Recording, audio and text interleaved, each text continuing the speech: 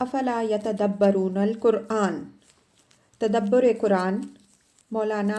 امین احسن اصلاحی۔ سورہ الحجرات، آگے آیات 11 تا 13 کا مضمون۔ اوپر آیت 7 میں اللہ تعالیٰ نے اپنی اس اہتمام خاص کا ذکر فرمایا ہے جو اس نے مسلمانوں کو کفر و فسق اور عصیان سے بچانے کے لیے خاص اپنے فضل سے فرمایا۔ اب آگے بعض ان باتوں سے روکا گیا ہے جو ایمان کے منافی اور داخل فسق ہیں، اور جن سے دلوں کے اندر اس فساد کی تخم ریزی ہوتی ہے جو پورے معاشرے کو مسموم کر کے رکھ دیتا ہے، اور جس کا سد باب نہ ہو تو جن کو اللہ تعالیٰ نے رحماء بینہم کے وصف سے ممتاز فرمایا ہے وہ آپس میں ایک دوسرے کے دشمن بن جاتے ہیں۔ آیات کی تلاوت فرمائیے۔ اعوذ باللہ من الشیطان الرجیم، بسم اللہ الرحمن الرحیم۔ یا ایہا الذین آمنوا لا یسخر قوم من قوم عسى ان یکونوا خیرا منہم ولا نساء من النساء عسى ان یکن خیرا منہن ولا تلمزوا انفسکم ولا تنابزوا بالالقاب بئس الاسم الفسوق بعد الایمان ومن لم یتب فاولئک هم الظالمون۔ یا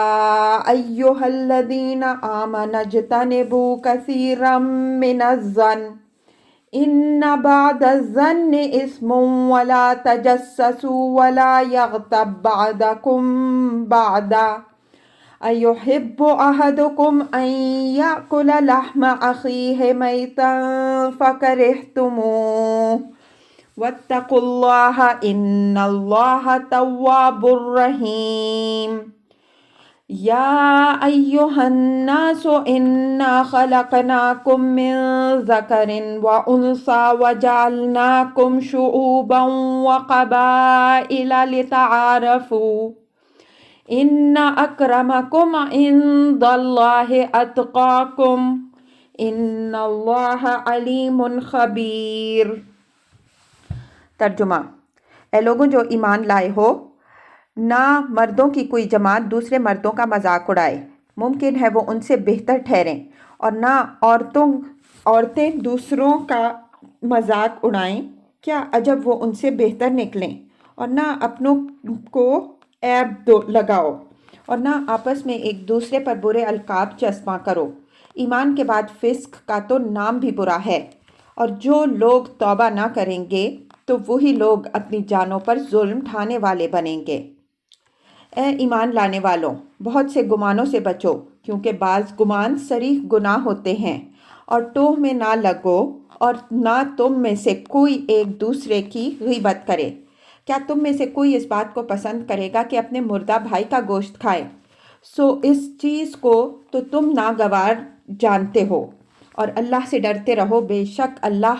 بڑا ہی توبہ قبول فرمانے والا مہربان ہے۔ اے لوگوں، ہم نے تم کو ایک نر اور مادہ سے پیدا کیا ہے، اور تم کو کنبوں اور قبیلوں میں تقسیم کیا ہے کہ تم باہم دیگر تعارف حاصل کرو۔ اللہ کے نزدیک تم میں سے سب سے زیادہ اشرف وہ ہے جو تم میں سب سے زیادہ پرہیزگار ہے، بے شک اللہ بڑا ہی علیم و خبیر ہے۔ الفاظ کی تحقیق اور آیات کی وضاحت۔ یا ایہا الذین آمنوا لا یسخر قوم من قوم عسى ان یکونوا خیرا منہم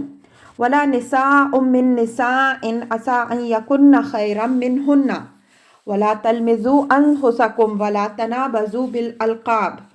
بئس الاسم الفسوق بعد الایمان ومن لم یتب فاولئک هم الظالمون۔ یا ایہا الذین آمنوا کا خطاب یہاں صرف خطاب ہی کے لیے نہیں بلکہ آگے وہ برائیاں بھی بیان ہو رہی ہیں جو داخل فسق اور منائی ایمان ہیں۔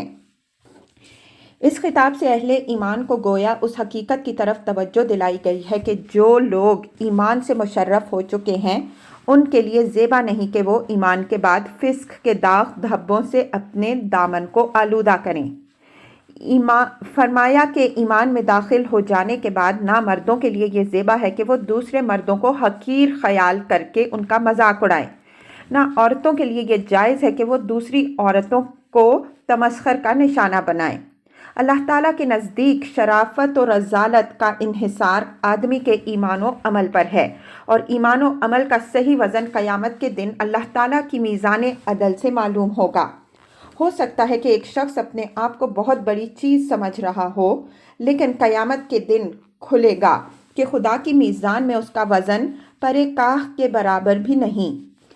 اسی طرح امکان اس کا بھی ہے کہ جس کو اہل دنیا نے کبھی اپنی آنکھوں میں جگہ نہیں دی، قیامت کے دن پتہ چلے کہ خدا کی بادشاہی میں جو مقام اس کا ہے وہ ان لوگوں کا نہیں ہے جنہوں نے اس کو حقیر جانا۔ یہاں مردوں کے ساتھ ساتھ عورتوں کا ذکر بھی خاص اہتمام سے ہوا ہے، حالانکہ بظاہر اس کی ضرورت نہیں تھی۔ لا یسخر قوم من قوم کے عام الفاظ ان کے لیے کافی تھے، لیکن قرآن نے فضائل و رذائل دونوں کے بیان میں یہ اسلوب ملحوظ رکھا ہے کہ عورتوں کا ذکر ان مواقع میں خاص اہتمام کے ساتھ ہوا ہے جہاں تاکید کے ساتھ ان کو کسی فضیلت کے لیے ابھارنا یا کسی فتنہ سے بچانا مقصود ہے۔ یہاں یہی دوسری صورت ہے۔ جس برائی سے یہاں مردوں کو روکا گیا ہے وہ عورتوں کے اندر اس سے زیادہ نہیں تو کم بھی نہیں پائی جاتی جتنی مردوں کے اندر پائی جاتی ہے۔ جن عورتوں کے اندر اپنی خاندانی، نسبی اور مالی برتری یا اپنے ظاہری حسن و جمال کا غرور ہوتا ہے، ان کے انداز خطاب اور کلام ان عورتوں کے ساتھ حقارت آمیز ہوتا ہے جن کو وہ اپنے مقابل میں فروتر خیال کرتی ہیں۔ یہاں جن باتوں سے روکا گیا ہے ان کا ایک خاص باطن ہے اور مقصود در حقیقت اسی کی بیخکنی ہے۔ پیرے کی آخری آیت میں اس باطن کی طرف اشارہ ہے۔ شیطان نے بنی آدم کو گمراہ کرنے کے لیے جو فتنے ایجاد کیے ہیں ان میں سے ایک بہت بڑا فتنہ نسل اور نسب، خاندان، برادری، کنبہ اور قبیلہ کے شرف و امتیاز کا فتنہ ہے۔ جو لوگ اس فتنہ میں مبتلا ہوتے ہیں اور بہت کم ایسے خوش قسمت نکلتے ہیں جو اپنے کو اس فتنہ سے محفوظ رکھ سکیں۔ ظاہر ہے کہ وہ دوسروں کو اپنے مقابل میں حقیر خیال کرتے ہیں، اور جب حقیر خیال کرتے ہیں تو لازماً ان کے قول، فعل اور رویہ سے اس کا اظہار بھی ہوتا ہے، یہاں تک کہ یہ چیزیں پختہ ہو کر ان کے ہاں روایت کی حیثیت حاصل کر لیتی ہیں، بلکہ ان کا بس چلتا ہے تو وہ ان کو مذہب کا درجہ بھی دے دیتے ہیں۔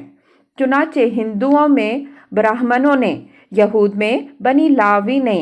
اور عربوں میں قریش نے اسی طرح تقدس کا ایک ایسا مقام اپنے لیے پیدا کر لیا جس کو چیلنج کرنا دوسروں کے لیے ممکن نہیں رہا۔ یہی حال ہر قوم کا ہوا ہے اور مساوات انسانی کے بلند باغ دعووں کے باوجود آج بھی یہی ہے۔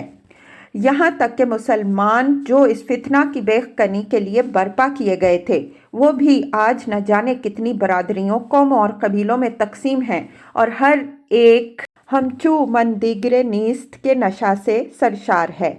جس کا اظہار ہر قوم و قبیلہ کے عوام و خواص کے بیانات اور نعروں سے ہوتا رہتا ہے،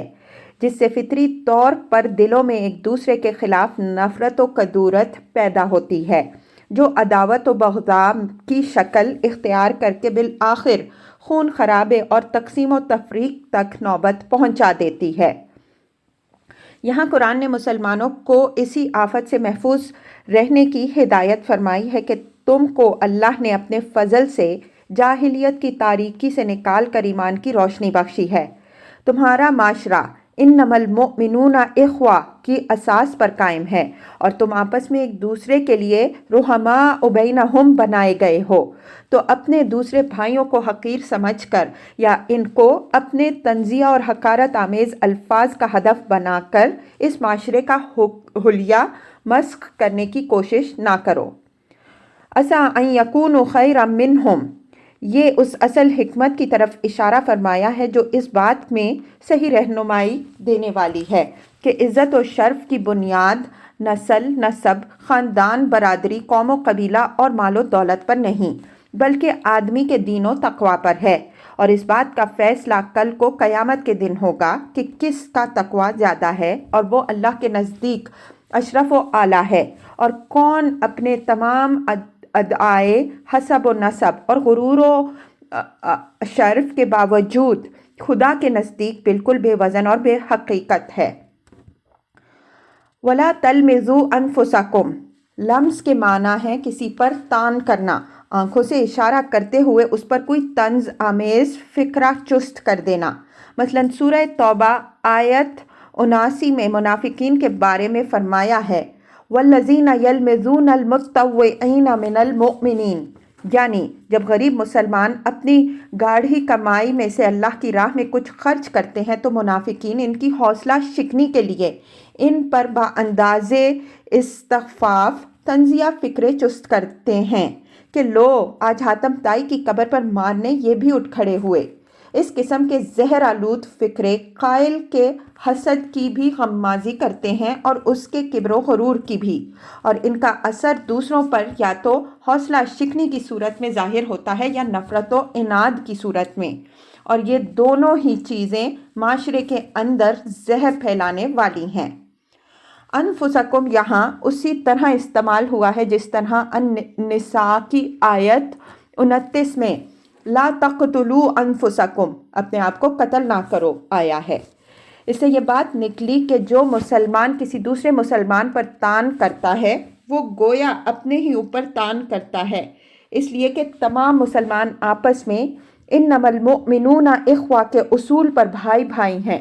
تو جس نے اپنے کسی بھائی کو اپنے کسی تان و طنز کا ہدف بنایا اس نے گویا اپنے ہی سینے کو اپنے تیر کا نشانہ بنایا اور اپنے ہی کو مجروح کیا۔ وَلَا تَنَابَزُوا بِالْأَلْقَابِ، تنابزوا بالالقاب کے معنی آپس میں ایک دوسرے پر برے القاب چسپاں کرنا ہے۔ اچھے القاب سے ملقب کرنا جس طرح کسی فرد یا قوم کی عزت افزائی ہے، اسی طرح برے القاب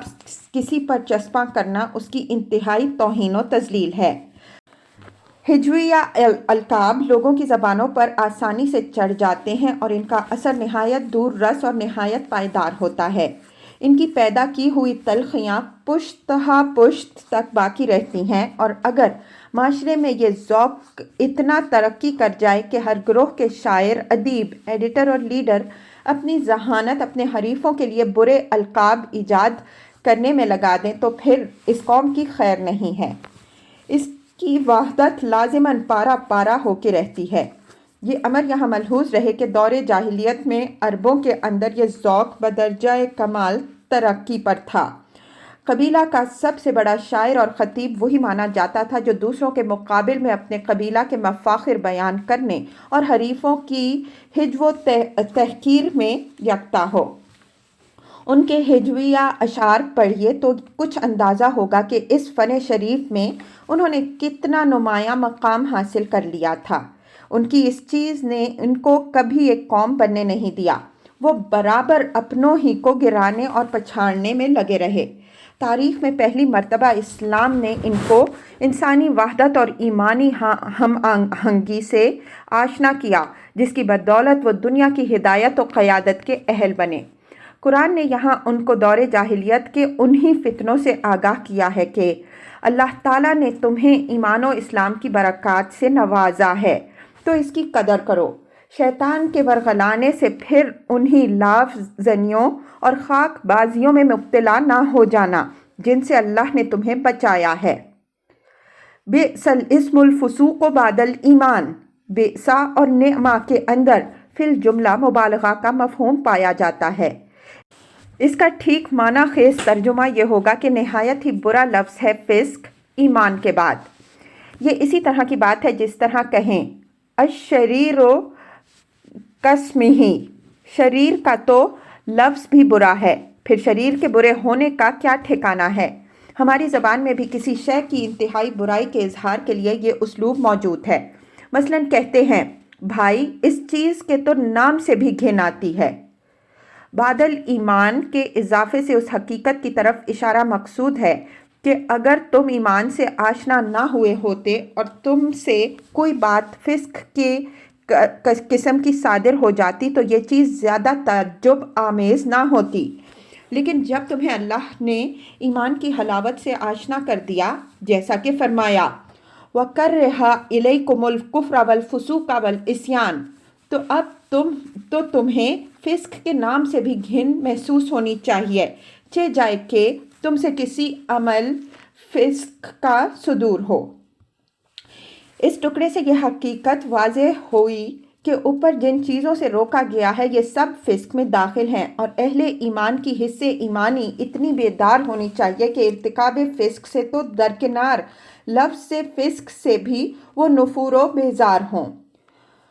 وَمَن لَّمْ يَتُبْ فَأُولَٰئِكَ هُمُ الظَّالِمُونَ، یہ نہایت سخت الفاظ میں ان لوگوں کو تنبیہ ہے جو اس وضاحت کے بعد بھی اس قسم کے کسی فسق کے مرتکب ہوں گے۔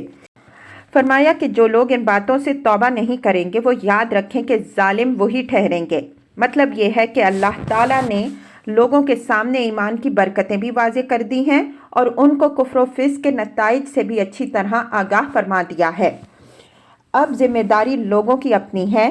اس اتمام حجت کے بعد بھی جو لوگ اپنی روش سے باز نہیں آئیں گے وہ اس کے نتائج سے لازماً دوچار ہوں گے، اور یہ ان کے اوپر اللہ تعالیٰ کی طرف سے کوئی ظلم نہیں ہوگا بلکہ وہ خود اپنی جانوں پر ظلم ڈھانے والے بنیں گے۔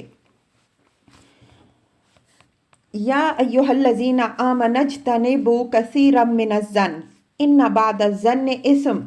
ولا تجسسوا ولا یغتب بعضکم بعضا ایحب احدکم ان یأکل لحم اخیہ میتا فکرہتموہ واتقوا اللہ ان اللہ تواب الرحیم۔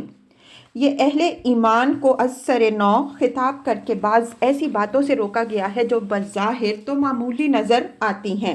لیکن یہ انسان کے خود اپنے دل کو ایسے روگ میں مبتلا کر دیتی ہیں کہ وہ تقویٰ کی رویدگی کے لیے بالکل ناسازگار ہو جاتا ہے۔ اس وجہ سے جن کو ایمان عزیز ہو ان کے لیے ضروری ہے کہ وہ ان آفتوں سے اپنے آپ کو محفوظ رکھیں۔ پہلی بات یہ ارشاد ہوئی ہے کہ انسان اپنے دل کو دوسروں سے متعلق بدگمانیوں کی پرورش گاہ نہ بنا لے، کہ جس کی نسبت جو برا گمان بھی دل میں پیدا ہو جائے اس کو کسی گوشے میں محفوظ کر لے۔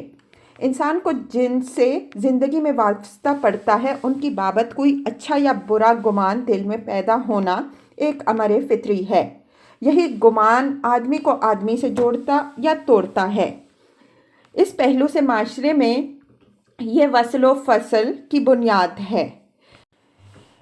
اس کی اس اہمیت کا تقاضا ہے کہ آدمی اس کے رد و قبول کے معاملے میں بھی بے پرواہ اور سہل انکار نہ ہو بلکہ نہایت ہوشیار اور بیدار مغز رہے۔ اہل ایمان کو اسلام نے اس باب میں یہ رہنمائی دی ہے کہ ایک مسلمان دوسرے مسلمان کے بارے میں ہمیشہ نیک گمان رکھے، الا ان کہ یہ ثابت ہو جائے کہ وہ اس نیک گمان کا سزاوار نہیں ہے۔ یہ نیک گمانی اس ایمانی اخوت کا لازمی تقاضا ہے جس پر اسلام نے معاشرے کی بنیاد رکھی ہے اور جس کی وضاحت اوپر ہو چکی ہے۔ اگر کوئی شخص اس کے برعکس یہ اصول ٹھہرا لے کہ جو رطب و یابس گمان اس کے دل میں پیدا ہوتے جائیں ان سب کو سینت کے رکھتا جائے تو گمانوں کے ایسے شوقین کی مثال اس شکاری کی ہے جو مچھلیاں پکڑنے کے شوق میں ایسا اندھا ہو جائے کہ مچھلیاں پکڑتے پکڑتے سانپ بھی پکڑ لے۔ ظاہر ہے کہ مچھلیوں کے شوق میں جو شخص ایسا اندھا بن جائے اندیشہ ہے کہ اسی شوق میں کسی دن وہ اپنی زندگی ہی گنوا بیٹھے گا۔ قرآن نے یہاں اسی خطرے سے مسلمانوں کو روکا ہے کہ گمانوں کے زیادہ درپے نہ ہو، کیونکہ بعض گمان صریح گناہ ہوتے ہیں جو انسان کو ہلاکت میں ڈال دیتے ہیں۔ اس سے یہ تعلیم نکلی کہ ایک مومن کو بدگمانیوں کا مریض نہیں بن جانا چاہیے بلکہ اپنے دوسرے بھائیوں سے حسن ظن رکھنا چاہیے۔ اگر کسی سے کوئی ایسی بات صادر ہو جو بدگمانی پیدا کرنے والی ہو تو حتی الامکان اس کی اچھی توجیح کرے، اگر کوئی اچھی توجیح نکل سکتی ہو۔ اس کے برے پہلو کو اسی شکل میں اختیار کرنا جائز ہے جب اس کی کوئی اچھی توجیح نہ نکل سکے۔ اگر بدگمانی کے سزاوار سے آدمی کو خوشگمانی ہو تو یہ اس بات کے مقابل میں اہون ہے کہ وہ کسی خوشگمانی کے حقدار سے بدگمانی رکھے۔ حدیث شریف میں مومن کی تعریف یہ آئی ہے کہ المؤمن عز کریم، مومن بھولا بھالا شریف ہوتا ہے۔ اس زمانے میں لوگوں کا عام پسندیدہ اصول یہ ہے کہ ہر شخص سے بدگمانی رکھو الا ان کہ وہ ثابت کر دے کہ وہ اپنے گناہوں کا آدمی ہے۔ اس چیز کو لوگ سیاست اور زیر کی خیال کرتے ہیں۔ دشمن کے مقابل میں تو یہ زیر کی ہوشیاری ضروری ہے۔ اشداء علی الکفار کے تحت ہم اس کی وضاحت کر چکے ہیں، لیکن اہل ایمان کے مقابل میں یہ سیاست کس طرح صحیح ہو سکتی ہے جبکہ ان کو اذلۃ علی المؤمنین اور رحماء بینہم ہونے کی قرآن نے ہدایت فرمائی ہے۔ دوسری بات آیت میں یہ فرمائی گئی ہے کہ ولا تجسسوا، ایک دوسرے کی ٹون میں نہ لگو، جس سے اوپر والے ٹکڑے میں اچھے گمان سے نہیں بلکہ برے گمان سے روکا گیا ہے۔ اسی طرح یہاں ممانعت اس ٹو میں لگنے کی ہے جو برے مقصد سے ہو، یعنی تلاش اس بات کی ہو کہ دوسرے کی پرائیویٹ زندگی سے متعلق کوئی بات ہاتھ آ جائے جس سے اس کی خامیوں سے آگاہی اور اس کے اندرون خانہ کے اسرار تک رسائی ہو۔ یہ چیز کبھی تو حسد کے جذبے سے پیدا ہوتی ہے کہ حریف کی زندگی کا کوئی ایسا پہلو سامنے آئے جس سے کلیجہ ٹھنڈا ہو، کبھی بغض و عناد کی شدت اس کا باعث ہوتی ہے کہ کوئی ایسی بات ہاتھ لگے جس کی عند الضرورت تشہیر کر کے مخالف کو رسوا کیا جا سکے۔ اس زمانے میں اس نے ایک پیشہ کی شکل بھی اختیار کر لی ہے جس کو جدید اخبار نویسی نے بہت ترقی دی ہے۔ بعض اخبار نویس رات دن کسی نہ کسی اسکینڈل کی تلاش میں گھومتے رہتے ہیں، اور ان میں سب سے زیادہ شاطر وہ اخبار نویس سمجھا جاتا ہے جو کسی نمایاں شخصیت کی پرائیویٹ زندگی کے متعلق کوئی ایسا اسکینڈل تلاش کرنے میں کامیاب ہو جائے جس سے اس کا اخبار یا رسالہ ہاتھوں ہاتھ بکے۔ اس طرح کا تجسس ظاہر ہے کہ اس اخوت اور باہمی ہمدردی کے بالکل منافی ہے جو اسلامی معاشرہ کی اساس ہے۔ اس وجہ سے اہل ایمان کو اس سے روکا گیا ہے۔ رہا وہ تجسس جو ایک مسلمان اپنے دوسرے مسلمان بھائی کے حالات کا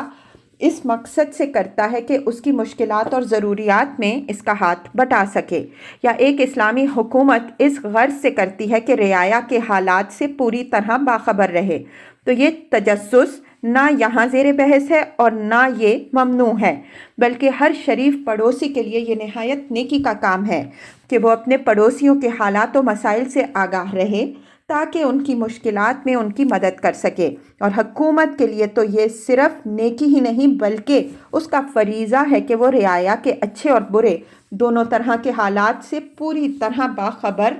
رہنے کا اہتمام رکھے تاکہ اپنی ذمہ داریوں سے صحیح طور پر عہدہ برا ہو سکے۔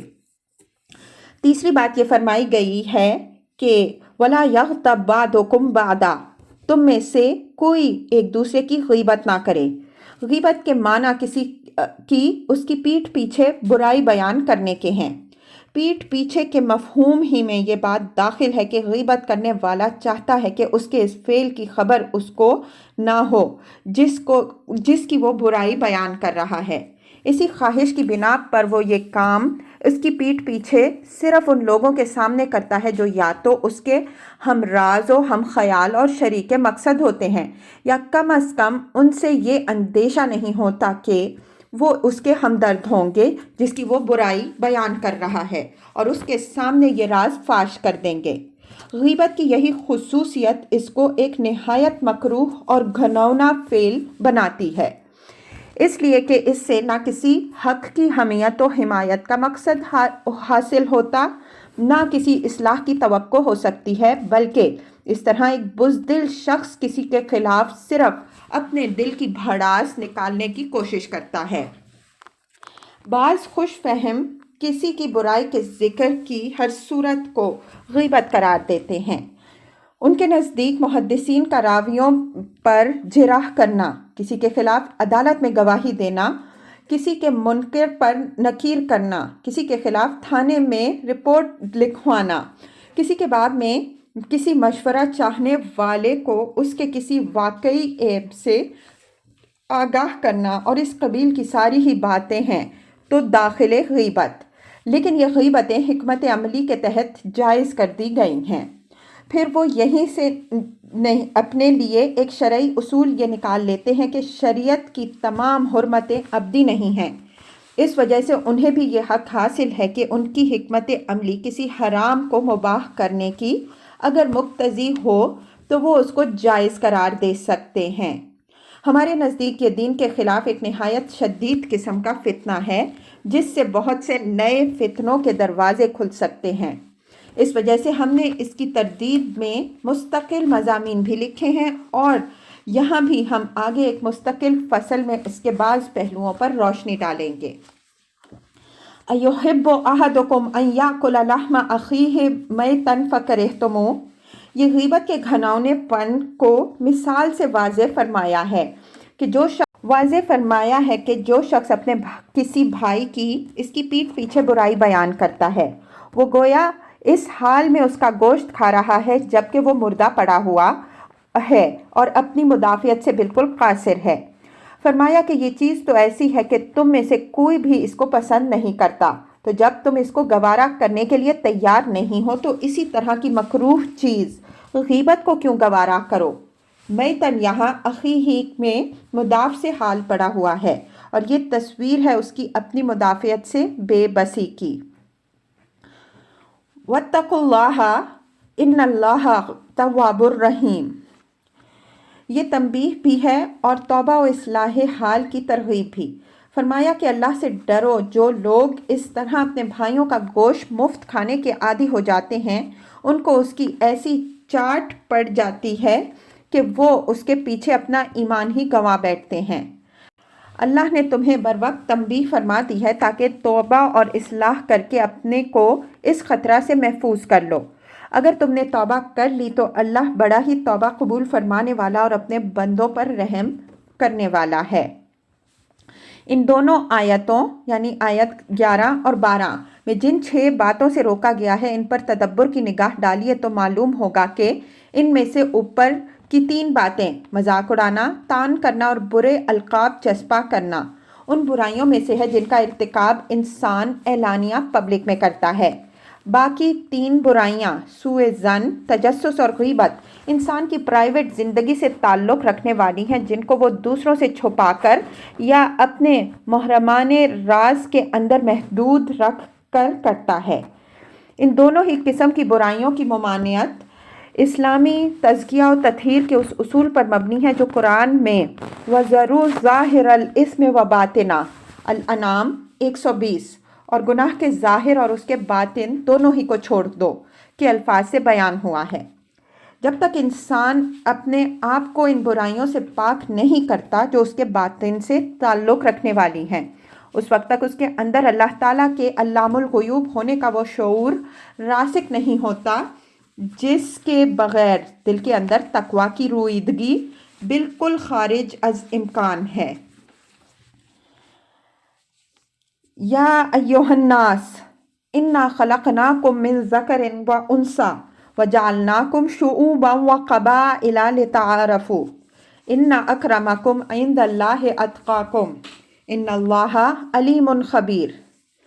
ایک عام خطاب سے یہ اس نسلی، خاندانی اور قبائلی غرور کا یک قلم خاتمہ کر دیا گیا ہے جو ان برائیوں میں سے اکثر کا سبب بنتا ہے جو اوپر بیان ہوئی ہیں۔ فرمایا کہ اے لوگوں، اس حقیقت کو اچھی طرح ذہن نشین رکھو کہ ہم نے سب کو ایک ہی مرد اور ایک ہی عورت سے پیدا کیا ہے، یعنی تمام بنی نوع انسان کا آغاز آدم علیہ السلام اور حوا علیہ السلام ہی سے ہوا ہے۔ اس وجہ سے با اعتبار خلقت کسی پر کوئی شرف و تفوق حاصل نہیں ہے۔ خاندانوں اور قبائل کی تقسیم محض تعارف اور شناخت کے لیے ہے۔ کسی خاص خاندان یا قبیلہ کو اللہ تعالیٰ نے بجائے خود یہ امتیاز نہیں بخشا ہے کہ جو اس میں پیدا ہو وہ اللہ کے ہاں معزز بن جائے اور دوسروں کے مقابل میں وہ اپنے کو اشرف و اعلیٰ سمجھے۔ جس طرح اللہ نے لوگوں کی شکلوں، ان کے رنگوں اور ان کے قد و قامت میں فرق رکھا تاکہ لوگ ایک دوسرے کو شناخت کر سکیں، اسی طرح خاندانوں اور قبیلوں کی حد بندیاں قائم کر دیں تاکہ لوگ ایک دوسرے کو پہچان سکیں۔ اس سے زیادہ ان حد بندیوں کی کوئی اہمیت نہیں ہے کہ کسی خاندان یا قبیلے کے لوگ اس پندار میں مبتلا ہو جائیں کہ وہ اللہ کے نزدیک معزز ہیں۔ اس نے ان کو دوسروں پر کوئی برتری بخشی ہے۔ اللہ کے ہاں عزت کی بنیاد تقوی پر ہے۔ اس کے نزدیک سب سے زیادہ عزت والا وہ ہے جو اس سے سب سے زیادہ ڈرنے والا اور اس کی حدود کی سب سے بڑھ کر پابندی قائم رکھنے والا ہے۔ ان اللہ علیم خبیر، یعنی اس مقرر کردہ معیار پر لوگوں کو پرکھنے میں اللہ تعالیٰ کو کوئی زحمت یا کوئی مغالطہ پیش آنے کا امکان نہیں ہے۔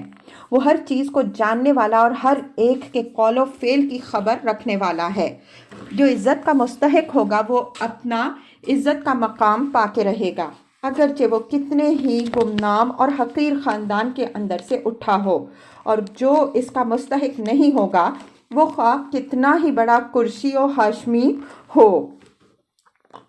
لیکن اللہ تعالیٰ اس کو اسی کھڈ میں پھینکے گا جس کا وہ سزاوار ہوگا۔ اس مجموعہ آیات کی بعض ہدایات کی وضاحت۔ اس مجموعہ آیات میں جو باتیں بیان ہوئی ہیں ان کی بقدر ضرورت و وضاحت آیات کے تحت ہم کرتے آئے ہیں، لیکن تجسس